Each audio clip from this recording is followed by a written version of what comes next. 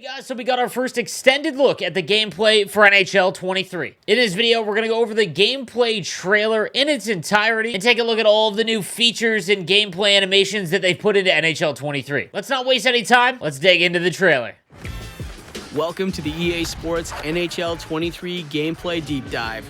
We're excited to show you some all-new features, like last chance puck movement, real-time strategies, X-Factor updates, and more.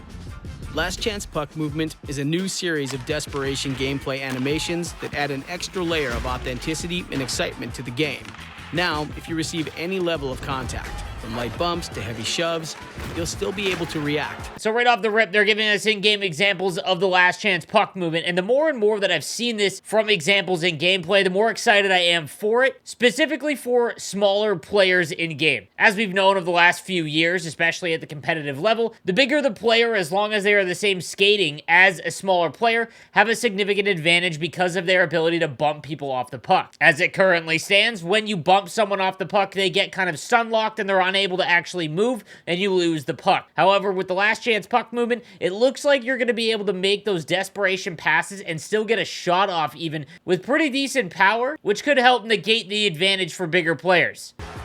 Previously, when this happened, there was a loss of offensive player control to reward defense, but that never really felt authentic and mostly impeded the action. So for anyone that has questioned my recommendations over the last few years when it comes to Hockey Ultimate Team, this last 15-second clip is exactly why bigger players have such a significant advantage over smaller players in NHL. Going into NHL 23, there is a stun that happens every time a bigger player can get a bump off on an opponent, and usually with a smaller player, it's far easier to activate this kind of stun. And like I said, last chance puck movement should help alleviate some of this, making smaller players a lot more viable in this year's game, which is 100% something that needed to happen. We wanted to fix that to keep the flow of the game moving and create more dynamic and unique plays. So clips like these make me a little nervous to play devil's advocate, because if you can pick the corner as if you have set up like a firm wrist shot and you're able to fire off a snapshot with full power and accuracy out of a stumble, that makes it a little questionable. We've also added a new mechanic, where if you double tap, either shoot or pass while skating towards a loose puck, you'll be able to make a diving, desperation attempt at the puck. Now this, I really think, is a good addition to the game. I think it adds a new unique skill that the actual player has control over, as opposed to two guys just skating down the boards and you guys hoping to come up with a puck when you go into a puck pickup animation. Plays like this one that they just showed to keep a play alive and a cycle alive, we don't really have anything like that other than the puck chop, but the puck chop isn't A, always something that works, and B, you have to be much closer to the puck to actually make it happen. These desperation plays can keep a play alive, and I do think it actually requires some skill to do these ones specifically. To make all these new desperation animations feel authentic, we focused on replicating real-world examples seen in the NHL. And what started... Alright, sign me up for that job. Just get paid to wipe out for like 4 hours in a row. That looks like a ton of fun. ...is a small set of 25 animations expanded to the over 500 you'll find in the game.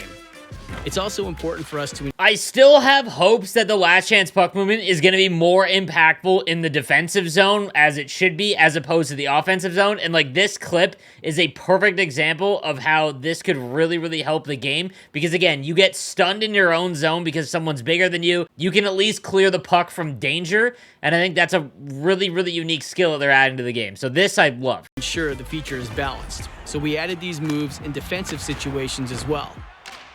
And if a defensive player is in a good position... Alright, it took a few minutes, but we finally got our first example of something that's just completely unrealistic. Here we have Erik Karlsson actually making a defensive play. $11.5 million. Those desperation plays can be easily countered.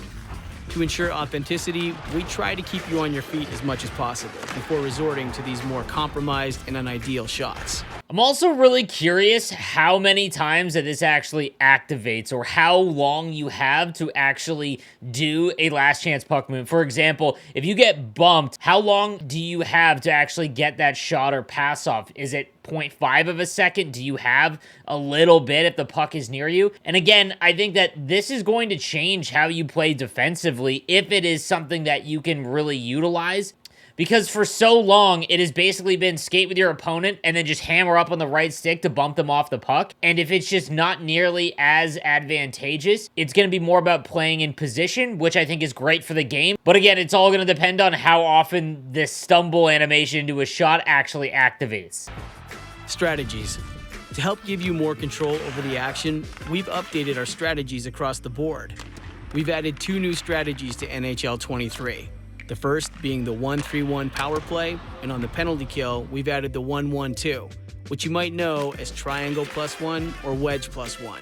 That serves as a good counter to the 1-3-1. All right, now this was kind of teased in the reveal trailer, and it's something I'm sort of excited about. The positives here is that the strategies on a power play have been so busted that trying to use something like the overload, for whatever reason on the power play, your defenseman will just go far into the boards. It doesn't operate like it normally would in 5-on-5. So that being said, I think being able to use a new strategy is huge for the game, and I'm a super big advocate for them adding more strategies to the game. We have had the same 3 that Mark Crawford told us about in 2004, and that is simply ridiculous. And the premise is that we've got support for the puck carrier, giving him 2 options: a player in an overload position and a player at the net. The beauty of the overload strategy is... However, we did get some new strategies, and that at least means that they're working on something, but if this is the only strategies that they've added into the game, that's a little lackluster, because everyone is just going to run the 1-3-1 and the counter to it. So while it's nice to see, a little disappointing.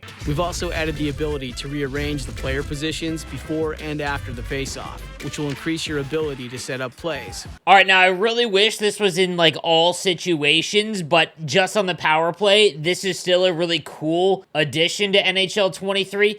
I think what this actually might do, if you can force a guy to go and sit in the front of the net, you might be able to find some certain X factors and superstar abilities that had really no use in NHL 22 that could have some in 23. Specifically talking about like Big Tipper, for example. If you can force a player on the power play that has Big Tipper to go to the front of the net and stay there, that's a really significant advantage that you might be able to take advantage of in 23. Plus, you can now assign 3 different roles on the power play: distributor, finisher, and puck carrier. The AI will know who to distribute the puck to based on their role, position, situation, and X-Factor tendencies. Just let us customize all of this for all situations and we're golden. Again, I think these things being added really adds some strategy to 1v1, especially when you consider building your lineup. But man, I really feel like this is a miss to not be able to do this in every situation. We also added a new feature this year called Assisted Strategies. These will pop up in-game and let you know when there's an opportunity for your strategy to shift on the fly and give you a better chance to either get back into or finish the game. All right, this stuff just kind of seems like fluff. Again, this is a very light year for new stuff being in the game because of crossplay. This might be beneficial for newer players or people that really struggle with the game, but it almost reminds me like auto backskate. Like it's something I would immediately turn off because more often than not, it's going to get your guys or set your strategies to something that you probably don't want it to be. X Factors are our most significant in-game abilities, and this year we've added a pair of new ones and updated the existing suite. The 2 new X Factors are Trevor Zegras' Skilled Up, which lets you recreate his viral flip pass over the net, and Sarah Nurse's Relentless, which increases your ability to shoot and pass while off balance. All right, so we've got 2 new X Factor abilities in NHL 23. Skilled Up for Trevor Zegras is interesting in the fact that the Michigan was almost impossible to do in an online game, and it made the entire move just kind of irrelevant. However, if it was easier to do because of this X Factor ability where it actually was able to be done in-game, that could be a nice little skill gap for people that just like to sit in front of the net, because I don't think that it was really taken advantage of in NHL 22 because of how hard it was. But if it still remains borderline impossible, even with this zone ability activated, it's something that you just will never use and would want to avoid for the most part. In terms of Sarah Nurse's, this one has the potential to be like an S tier ability depending on how good and how often the stumble animation actually kicks in, and just how powerful the shots are or how accurate the passes are with this ability activated. I could definitely see a possibility where this is one of the abilities you want on every single card that you can get your hands on. We've also been working on retaining and balancing the existing abilities and improving the underutilized ones and how they line up with the more popular ones. Full disclosure, I had no input on any of the changes they made to any of their abilities. I learned my lesson from the whole AP debacle. AI. This year, we focused on updating our AI's goaltending and teammate awareness abilities. AI goalies will now have That seems a little overpowered. access to more tools than ever, with over 300 new save animations that were previously only available to human goalies, adding more authenticity to their role. We also addressed the fundamentals, like improving goalie intelligence and ensuring we're rewarding proper positioning and puck tracking. I mean, I'll believe it when I see it. I think that every single year they say that goaltenders have a billion new animations, and we're still going to end up scoring cross-ice one-timers and short-side wristers, so I don't know. And in an update to AI skaters, they'll now gesture to indicate when a player is open and which player is most dangerous when on the defensive side. All right, that's kind of cool. Again, I think this is more for the lesser skilled players, but I think that that is still kind of neat. They'll also lift their stick to show when they're taking a line change. All right, now that is actually kind of helpful so that you no longer send a pass up to someone and you have no idea if they're actually going for a change. But why not actually fix line changes so that they don't just randomly happen, and even when you're manually controlling them, they still don't go to the bench and you're stuck with your first line out there for 15 minutes in the first period? I'm just saying.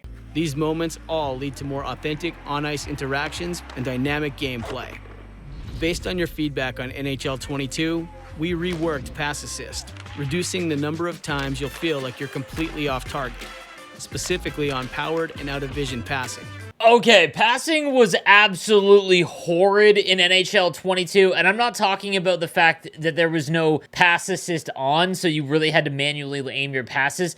I'm talking about it was broken in the sense that if you had two guys in a line, so let's say you're three wide, and you were on the left side and tried to hit the guy in the middle who was closest to you and open, he would just leave it, and the puck would try and go to the far side guy, which would lead to breakaways and odd man rushes. Also, whenever you passed behind your back, like let's say to the point, how many times did that end up in your own zone, and you had to go back 200 feet to get it? Like, it was an absolute mess, and I have high hopes for this.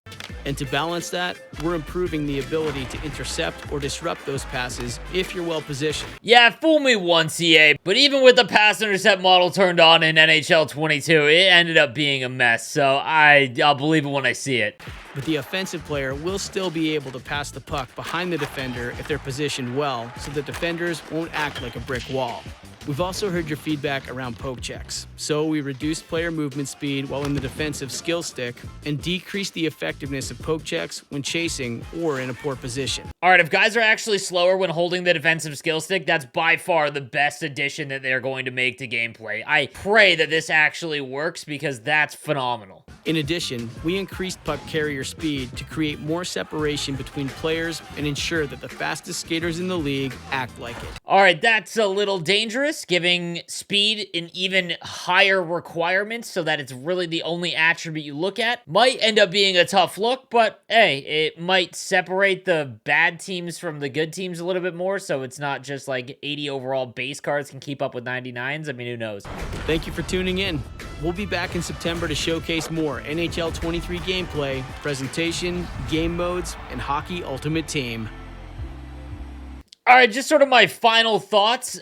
I'm not going to lie, there was a lot of cool things that I think are a good start, but it really is starting to feel that NHL 23 is just a beta for 24. Now, I know that that is always the meme and the joke that it's, you know, NHL 15.9 or whatever, but I really think that 23 has very little change year over year from 22, and they put all their eggs in trying to develop cross-console, which I still think will end up being the franchise's biggest addition to the game in its history, but it really feels like this is kind of just like, hey, things are going in the right direction. 24 is going to be a banger. But guys, let me know what you think in the comments section down below. I'd love to hear your feedback. Don't forget to subscribe for the most up-to-date NHL news, tips, and info. I'll see you next time. Have a good one.